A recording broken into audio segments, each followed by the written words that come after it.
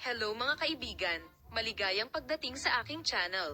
Nandito kami na may magandang video.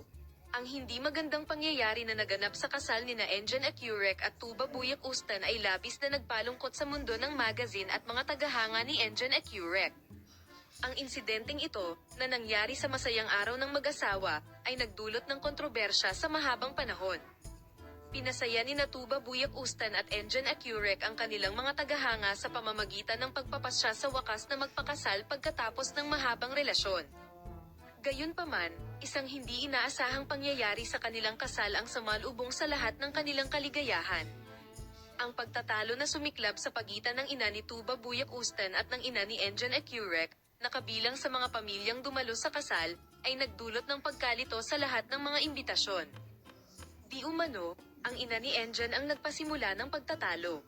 Nagsimula ang isang maigting na pag-uusap sa pagitan ni Tugba at ng kanyang ina.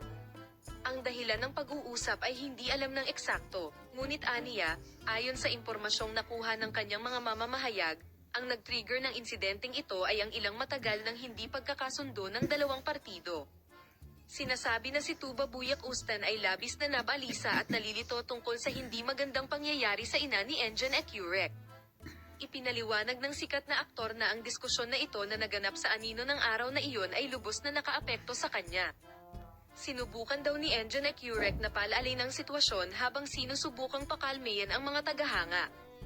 Gayunpaman, habang lumalaki ang insidente, naging napakahirap na mapanatili ang kontrol. Sinabi ng mga panauhin na ang hindi kasiyasang insidenteng ito ay negatibong nakaapekto sa kapaligiran ng kasal at labis na ikinalungkot ng lahat. Ang katotohanang nangyari ang naturang insidente sa masayang araw ni Tuba at Insi ay nagulat at nabigo sa lahat.